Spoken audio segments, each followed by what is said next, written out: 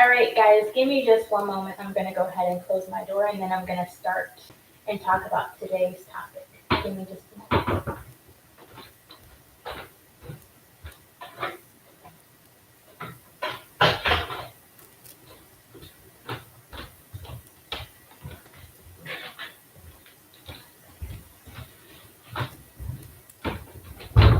All right, guys, welcome back to my channel, Butterfly Spirit 314. So, guys, today what I'm going to be doing is I'm going to be talking about the title of this video here. This is a very serious topic. It is something that I want you guys to take um, with a lot of seriousness, a lot of importance. I'm making this video for people who are going through something that I am experiencing with my partner, and I want you guys to take some proactive steps to help your partner as well. Give me just a second. I'm gonna go ahead and see what our title of our video is.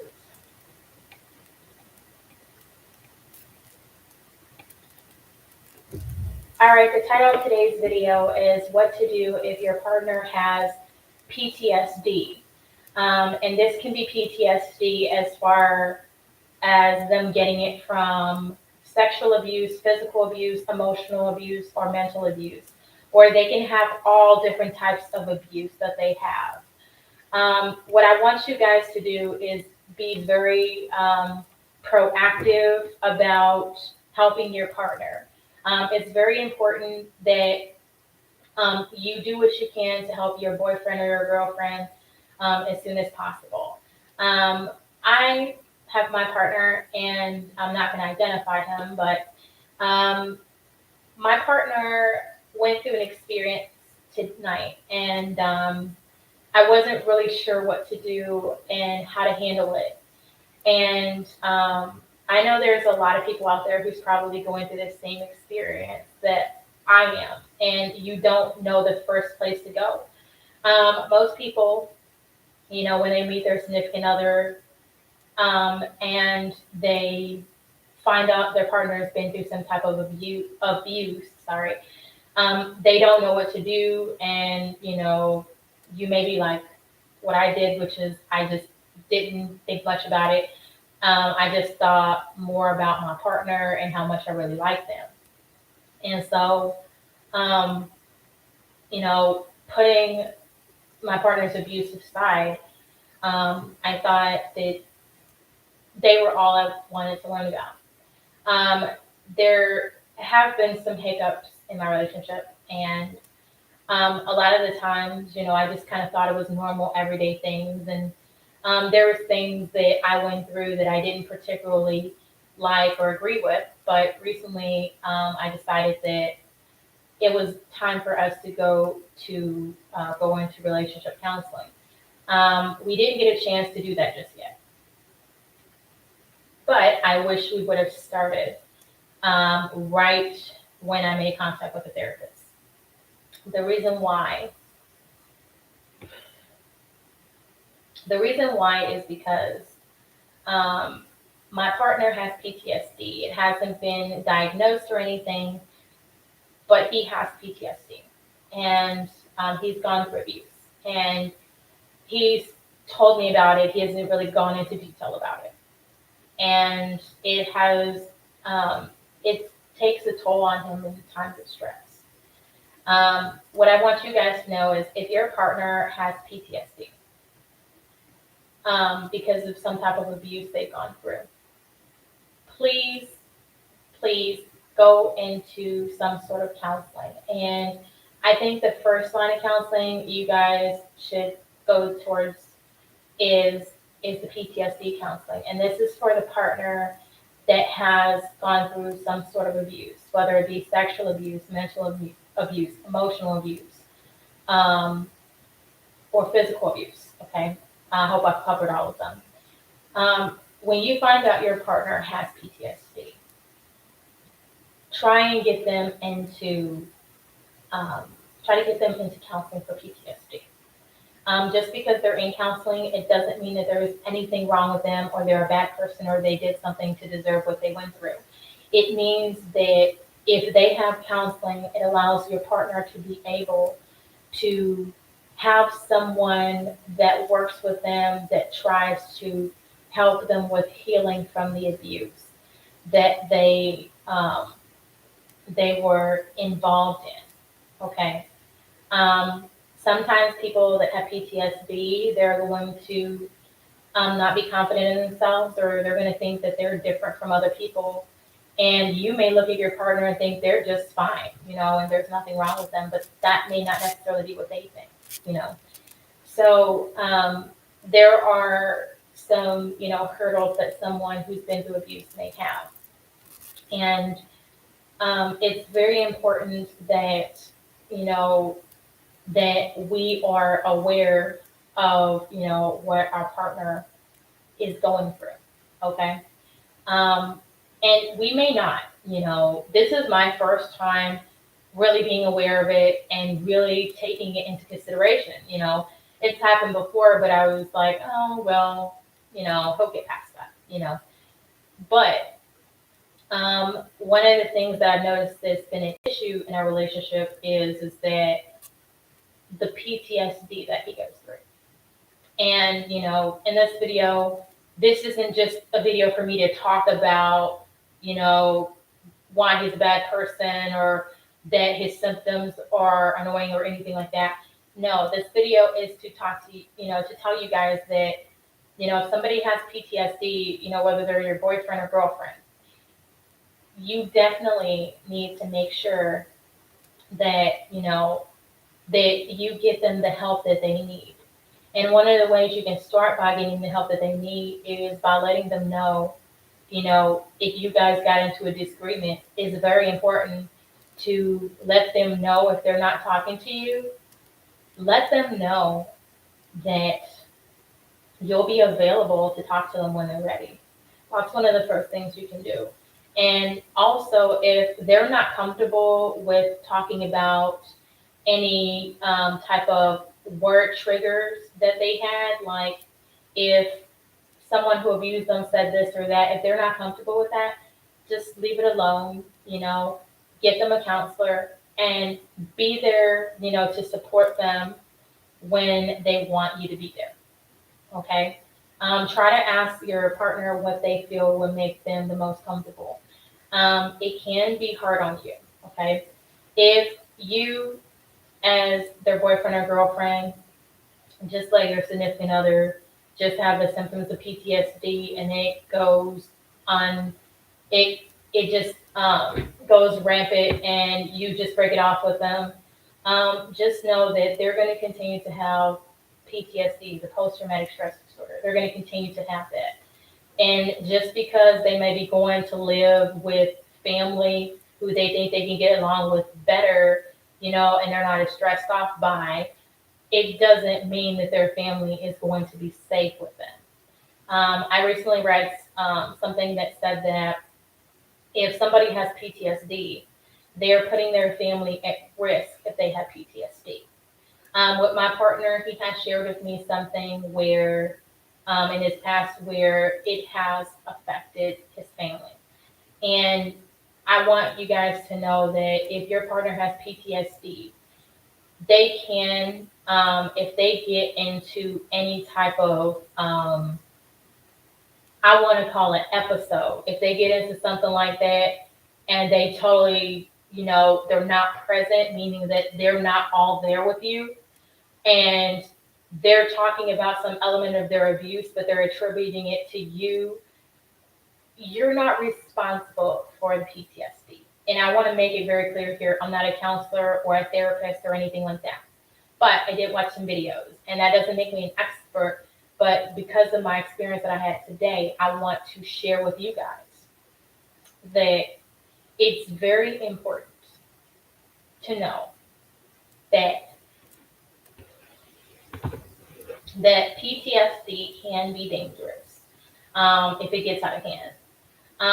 There's a page that I was taking a look at, and it's titled Putting Your Family at Risk Because of Untreated PTSD. And it's on a website called Black Bear Rehab patreon.com/mental-health /ptsd/putting-your-family-risk-because-of-untreated-PTSD/. Okay. And I can definitely link you guys to this article. And it talks about the post-traumatic stress disorder, um, and what may trigger it, signs and symptoms of post-traumatic stress disorder, dangers of untreated post-traumatic stress disorder, um, the effects of PTSD can cause someone to put him or herself in danger or even endanger others, including his family, her family members. And it also talks about patients with PTSD may have a co-occurring mental health issue, such as one of the following. So it has some different other disorders. And it goes into more detail about how it can affect family members. And I guess this also goes for their partner as well. So I'll read a little bit here. It says how untreated PTSD affects family members and others. Those who do not find treatment for PTSD allow their condition to get worse. The effects will increase until the victim no longer has control or can manage. When a person loses control of PTSD, every aspect of his or her life is affected. Individuals struggling with untreated PTSD are unable to control their thoughts, actions, and behaviors. A thoroughly heartbreaking reality for family members and friends to witness. Innocent bystanders can also be put in harm's way due to dangerous effects of PTSD. PTSD can lead to acts of violence, aggression, and arguments. And these problems can only escalate when drugs or alcohol are involved. And then I'm at the bottom of the page where it talks about ending risk associated with PTSD. But as you guys heard, PTSD can lead to acts of violence, aggression, arguments, and these problems can only escalate with drugs or alcohol are involved. And there are things that may trigger PTSD, such as military combat experience, natural disasters, violent crimes, physical abuse, rape, unexpected accidents, witnessing a death, childhood neglect, experiencing a traumatic event on the job. What I'd also add, it states rape and physical abuse. I would also try mental and emotional abuse in this category as what can trigger PTSD.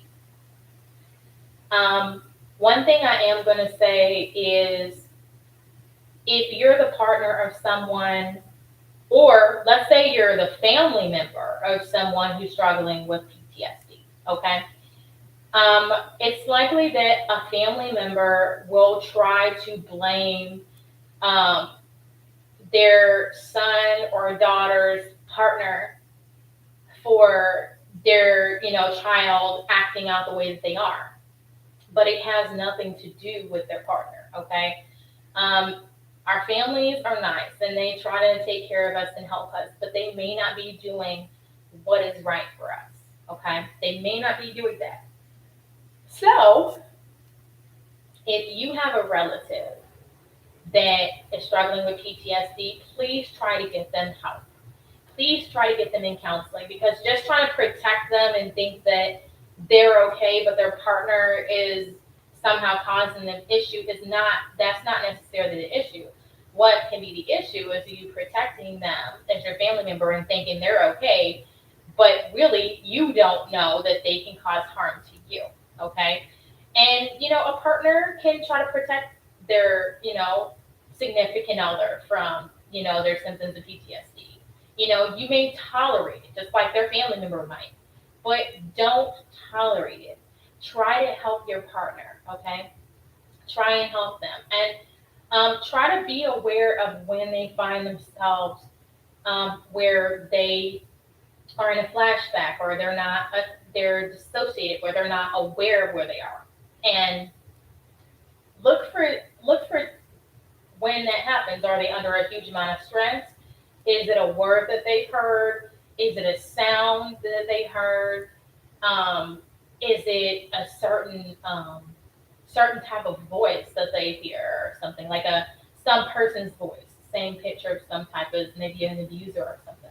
Okay, try to be aware of it. And if your significant other finds themselves where they're having a flashback or something like that, and they are not functioning, one of the things that I want you to do, which is something I did for my partner, is my partner had an episode where he lost track of who I was, and I guess found himself in a flashback.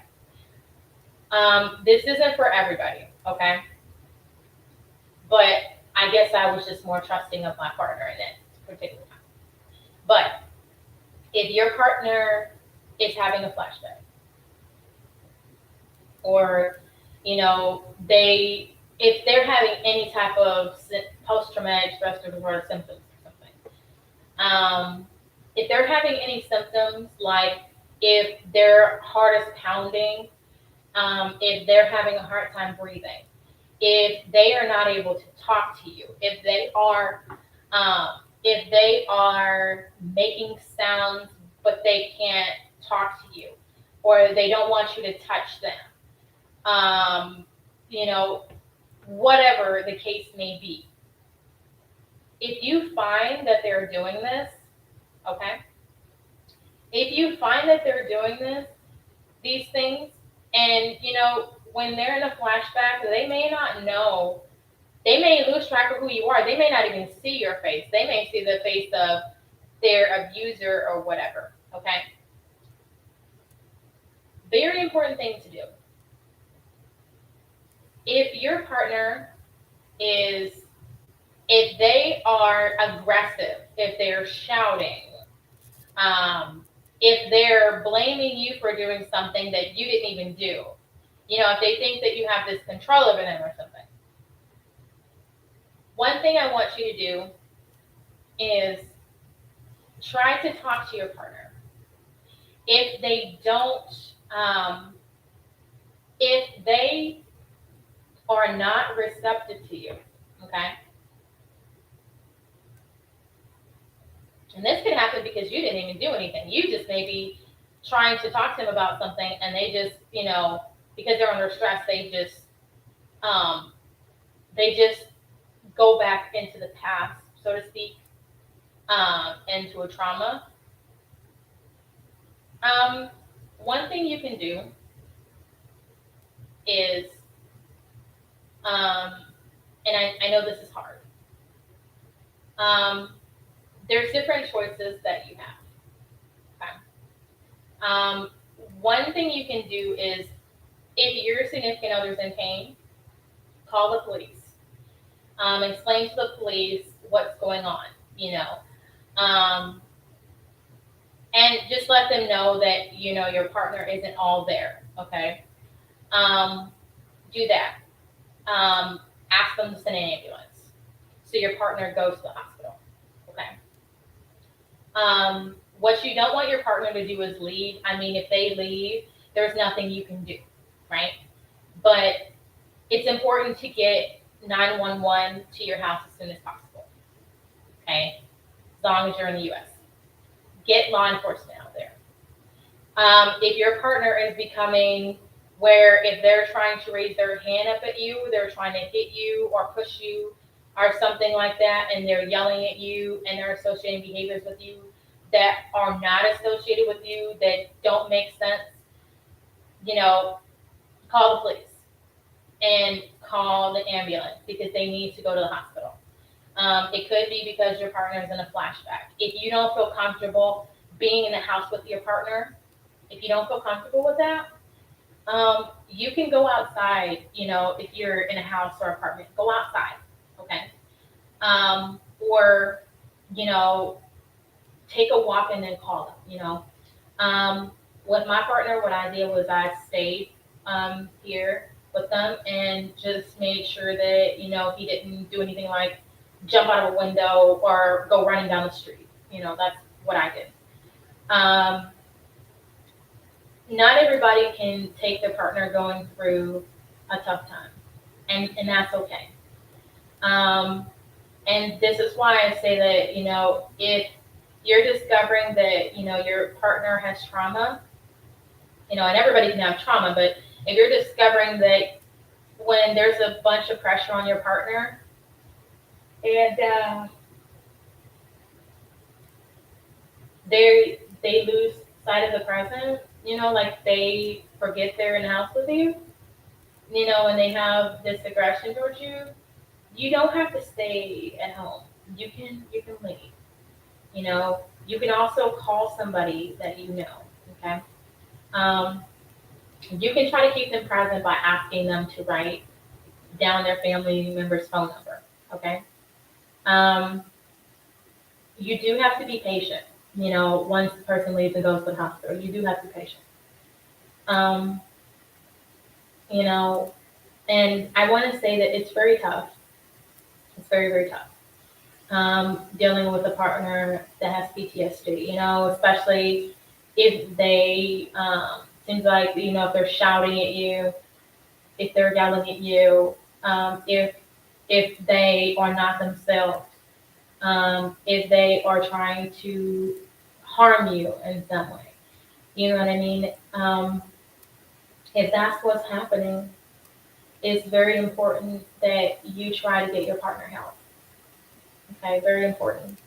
Um, you know, just know that if your partner goes to the hospital and you're not married or whatever, just know that you're going to have to wait it out, and see if your partner is really okay. Something I learned is that you or I are not the cause of why our partner has symptoms of PTSD. We're not responsible for that. Okay. It's not our responsibility, so don't take it personally. Okay. Um, try to be brave. Get your partner help so they can try to get themselves together. Don't blame yourself. Um, when your partner comes back, or before your partner comes home, let them know that you're willing to sit down and listen to them, and let them know that, hey, before we move forward, with our relationship, I'd like us to have counseling, and I want to make sure you get the help you need before we continue. You know what I mean? So, and don't punish your partner because of what happened. Try to be there to support them. And if you recommend that they have some type of counseling, like family counseling or individual counseling and stuff, and if they don't want to do family counseling or nobody's there to do that with them, and things, then you can be there to try to help them.